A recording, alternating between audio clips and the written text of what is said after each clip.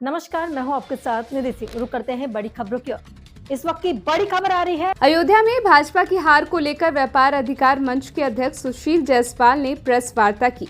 इस प्रेस वार्ता के दौरान सुशील जायसवाल ने कहा कि भाजपा प्रत्याशियों के मन में यह हमेशा रहता है कि वोट मोदी और योगी को देते हो, मुझको वोट नहीं देते हो। आप मोदी और योगी से काम कराओ। जो लोग प्रत्याशियों को टिकट देते हैं उनको भी इस बात का गुमान रहता है कि जिसको टिकट देंगे वह जीत जाएगा, लेकिन इन सब चीज़ों से बचना चाहिए।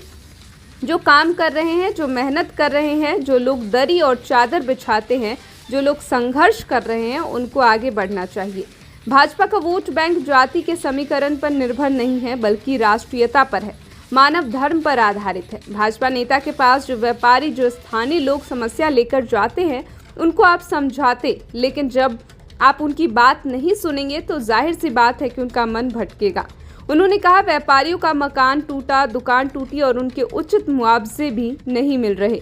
उसके बाद सरकार के खिलाफ आंदोलन कर मुआवजा भी बढ़वाया गया। चुनाव के पूर्व व्यापारियों को नोटिस जाना, सर्वे करना, अयोध्या मेला क्षेत्र में व्यापारियों का उत्पीड़न करना, पटरी दुकानदारों का उत्पीड़न करना ठीक नहीं था। इसका खामियाजा भाजपा को भुगतना पड़ा।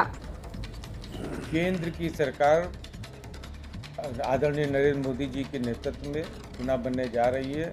बहुमत की सरकार जो है बन रही है। इसके लिए भारतीय जनता पार्टी सहित देश के समस्त नागरिकों को ढेर सारी बधाई।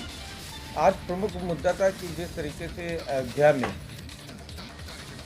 हुई जो दिक्कत हुई या जो हार हुई, उसको जो जिस तरह से जो है विषय बनाया जा रहा है और जिस तरीके से जो है यहाँ के जो जीते हुए सांसद हैं समाजवादी पार्टी के, जो उनका कथन है कि यहाँ पे सर्वे के बाद पहले मोदी जी आ रहे थे यहाँ पे लड़ने, उसके बाद सर्वे के बाद हारता देखकर वो बनारस भाग गए। तो इस तरीके के अशोभनीय टिप्पणी करने वाले अवधेश प्रसाद जी, जिनकी हैसियत उनके नख के बराबर नहीं है। एक कार्यकर्ता भी अगर आपसी गुटबाजी यहाँ की छोड़ दी जाए, गुटबाजी से जो हार हुई है पूरे प्रदेश और देश में जहाँ जहाँ पार्टी के लोग हारे हैं, उसमें वोट बैंक का जो कम होना है, वो जनता से सीधे उनका संवाद न होना, जनता को दोयम दर्जे का नागरिक समझना, अपने को सर्वश्रेष्ठ समझना, जनता पे थोपना, इन सब वजहों से हार हुई है।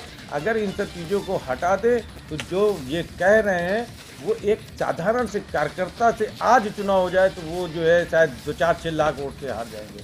तो ये कह के और राम मंदिर का अपमान न करें, जो बहुत से लोगों का कमेंट आ रहा है जो गलत तरीके का है, जो अशोभनीय है। जब कहीं पे कम सीटें निकलती थी पूरे देश में और प्रदेश में, तब भी अयोध्या यहाँ के विधायक को जिताकर भेजने का काम करती थी, भगवान राम के नाम पे, भगवान राम के स्थान के नाम पे। भव्य राम मंदिर बन गया है। ये सेल्फ अवलोकन की ज़रूरत है, स्वयं का अवलोकन की ज़रूरत है पार्टी का और यहाँ के नेतृत्वकर्ता को, कि वो सोचे कि जो इतना काम करने के बाद में, कानून व्यवस्था दुरुस्त होने के बाद में, योगी जी का शासन होने के बावजूद, मोदी जी का केंद्र में इतना प्रभावशाली जो है नेतृत्व होने के बावजूद, क्या वजह है, कौन सी वजह है जिसके कारण यहाँ पे ये हार हुई या प्रदेश में, देश में कम सीटें आई।